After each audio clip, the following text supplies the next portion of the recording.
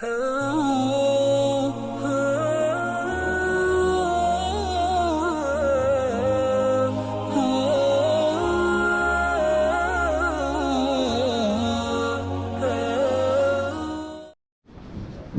محمد وعلى آله وصحبه ومن تبعهم بإحسان إلى يوم الدين. أشهد أن لا إله إلا الله وحده لا شريك له، أشهد أن محمدا عبده ورسوله. اللهم صل وسلم وبارك على نبينا محمد وعلى آله وصحبه وسلم تسليما كثيرا. أما بعد. Jamaah Masjid Elysium yang dimuliakan Allah Subhanahu wa taala, di antara sekian banyak yang dibawa oleh bulan suci Ramadan, ada beberapa hal yang ingin kita sampaikan sebagai bekal kita pada malam yang ketiga ini. Kita melaksanakan ibadah salat tarawih dan juga saum pada hari yang kedua ini.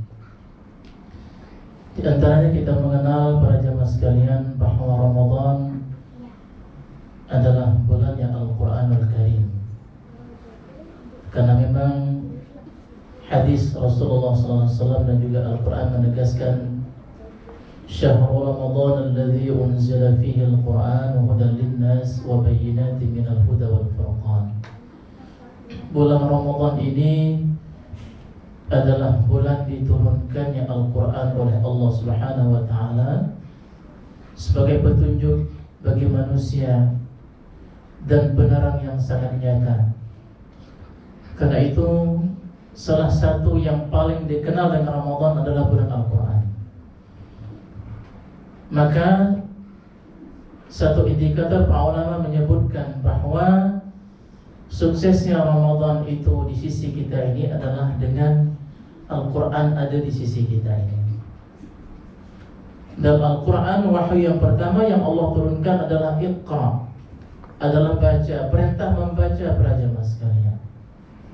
Bukan perintah menghafal, bukan perintah menganalisis, bukan perintah untuk mencari tahu yang lain, tapi perintah membaca. Kenapa Allah perintahkan yang pertama kepada Rasulullah adalah Iqra bismi rabbikal ladzi khalaq? Kenapa Allah perintahkan yang pertama membaca, bukan menghafal? Kenapa membaca para jamaah sekalian? Karena ternyata setiap bacaan itu, setiap kali kita membaca Al-Quranul Karim, kita mendengarkan orang-orang yang membaca Al-Quranul Karim, maka Allah menegaskan wa nunazzilu minal Qur'ani ma huwa shifaa'un wa rahmatun lil mu'minin. Dan kami jadikan Al-Quran itu sebagai penawar hati, penenang jiwa, penyejuk hati kita ini. Jadi Allah perintahkan kita membaca para jemaah sekalian, membaca dan membaca. Maka dari membaca Al-Quran ini menjadi ketenangan bagi kita yang membaca, dan juga menjadi ketenangan bagi kita yang mendengarkan orang yang membaca Al-Quran. Karena itu di masjid yang kita cintai ini kita isi dengan Al-Quran. Maka ini menjadi keberkahan seluruhnya. Maka ini insya Allah jadi berbekas Ramadan itu di sisi kita. Karena juga Rasulullah menyebutkan Al-Quran nanti menjadi wafil qabri munisa, menjadi sebuah penghalang kita di sisi Allah di alam barzah, di alam kubur ini. Karena itu di masjid kita ini insya Allah terus kita mengadakan ta'lim Al-Quran. Setiap hari yang lain kita di sini ada belajar Al-Quran juga, insya Allah ya. Setiap bulan Ramadan itu kita adakan belajar Al-Quran. Tapi indikatornya para jemaah sekalian, di bulan Ramadan ini bukan berarti kita hanya membaca Al-Quran di bulan Ramadan. Kenapa kita bersemangat bulan Ramadan? Karena memang ini bulan Al-Quran. Kita boleh membaca secara nafsu sendiri ataupun secara tadarus, menyimak yang satu yang lain membaca. Ini juga pahala yang sangat besar dalam sebuah daurah. Para jemaah sekalian membaca saja, tidak perintahkan yang lain dulu, membaca Al-Quran. Syukur-syukur kita bisa mengkhatamkan Al-Quran, syukur-syukur. Al-Quran itu 30 juz. Itu sangat tepat sekali. Jadi Al-Quran itu 30 juz. Kurang lebih 8 juz, 8 ain kalau kita menghitung. Ya, kalau kita membagi satu hari kita membaca 1 juz Al-Quran, kurang lebih 10 halaman, maka itu sangat mudah untuk bisa tercapai kalau jamaah mau. Dan ini harus dimanage dengan baik, ya, dimanage dengan baik. Jadi kapan kita membaca? Adalah kita atur waktu. Jadi Ustaz punya program itu membaca, anak-anak membaca Al-Quran ba'da subuh, dia membaca Al-Quran. Kemudian habis zuhur dia membaca Al-Quran, atau ba'da duha dia membaca Al-Quran. Maka 10 halaman itu para jamaah sekalian dibagi 5 itu cukup hanya dengan 2 lembar atau 2 halaman. 2 lembar Al-Quran per halaman maksudnya. Dan itu tidak banyak. Maka itu sudah Allah mudahkan. Allah sudah sebutkan dalam Al-Quran, ya, walaqad yassarna al-Qur'ana lidzikri fahal min muddakir. Sungguh kami mudahkan Al-Quran itu para jemaah. Allah mudahkan. Dan tidak sulit membaca Al-Quran. Insya Allah mudah, banyak metodenya, asal kita mau belajar. Dan pahalanya besar sekali, wabil khusus di bulan Ramadan ini. Itu bekas yang pertama dari Ramadan itu berhasil. Yang kedua adalah, faktor yang kedua para ulama menyebutkan bersemangatnya kita untuk qiyamul lail, bersemangatnya kita untuk sholat malam. Kalau bukan karena Ramadan, kalau bukan karena bulan yang mulia ini, kita mungkin harus dipanggil-panggil, harus diajak untuk bisa sholat qiyamul lail, sholat tahajud. Tapi di bulan Ramadan ini tanpa diajak, tanpa dipanggil, kita terpanggil untuk datang ke tempat yang mulia ini. Dan kita sisihkan waktu untuk sholat tarawih. Karena itu jangan dianggap ini para jemaah sekalian adalah ibadah yang sunnah saja, dikerjakan mendapat pahala, ditinggalkan tidak berdosa. Jangan seperti itu. Hendaknya kita menggunakan tarawih ini karena tidak ada di bulan yang lain. Tarawih itu hanya ada di bulan Ramadan. Disebut tarawih itu berkaitan dengan dikaitan dengan Ramadan. Kalau qiyamul lail atau salat malam yang lain mungkin ada di bulan yang lain. Kita mau salat tahajud, salat tasbih dan lain sebagainya ada di bulan yang lain. Tapi tarawih ini adanya di bulan ini. Karena itu kita gunakan waktu ini untuk benar-benar kita berbekas dari Ramadan itu sendiri. Itu yang kedua. Yang ketiga, para ulama menyebutkan bulan ini adalah bulan kesabaran. Sebab kesabaran itu pahalanya besar sekali. Dalam hal apa kita sabar?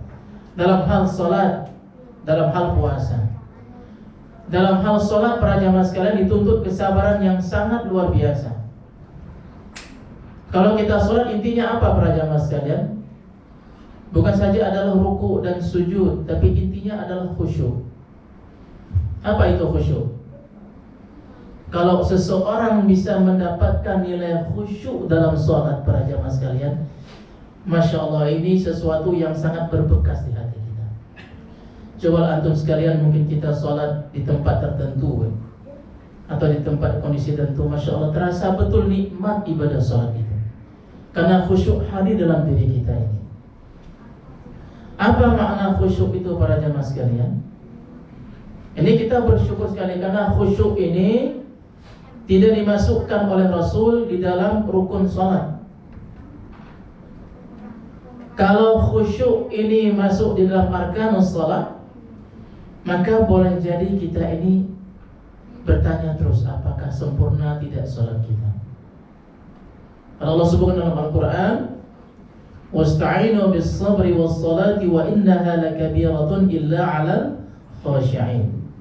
Minta pertolonganlah engkau kepada Allah dengan salat dan sabar. Sesungguhnya dua hal ini hal yang sangat besar, kecuali bagi orang-orang yang khusyuk. Apa itu khusyuk?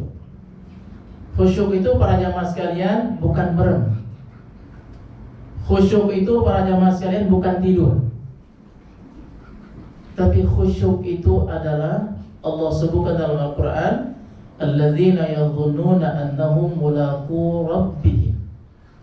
Orang yang sedang menghadap Allah sangat yakin, dia sangat yakin 100% hakul yakin bahwa dia sedang bermunajat, berdialog dengan Allah Subhanahu wa taala. Maka kalau itu yang dia yakini, tidak akan hadir di luar salat para jamaah sekalian.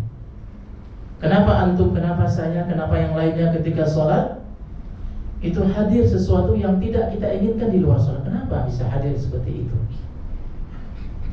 Dan terasa tidak berbekas itu sholat. Kita melaksanakan sholat tapi tidak ada pengaruhnya, tidak ada ruhnya. Berarti apa yang kurang dalam sholat kita? Apakah bacaannya? Tidak. Antum membaca seperti biasa, sahih bacaannya. Antum ruku, kita ruku seperti rukuknya anjuran Rasulullah. Tapi apa yang tidak hadir dalam diri kita? Tidak hadirnya khusyuk. Khusyuk itu adalah orang yang benar-benar meyakini sedang berhadapan dengan Allah Tabaraka wa Ta'ala.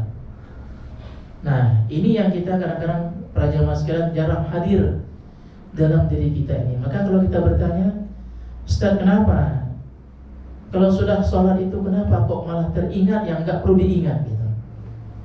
Kenapa kok kalau sholat itu hadir yang gak perlu hadir? Kenapa kok ketika sholat itu macam-macam segala macam? Sehingga kita sedang sholat, kalau jadi nggak ingat lagi apa sudah berapa nih rakaatnya, sudah berapa takbirnya. Banyak yang ketinggalan seperti itu. Ini menunjukkan apa jemaah sekalian? Satu yang kurang apa? Yang kurang itu khusyuk. Ini tidak ada disebutkan di dalam petunjuk bagaimana khusyuk itu yang paling hakiki. Ada kita berdialog bermunajat dengan Allah Subhanahu wa Ta'ala. Menurut Ramadan ini jemaah sekalian kita merasakan ibadah tarawih kita setiap malam bertambah kekhusyukan kita kepada Allah.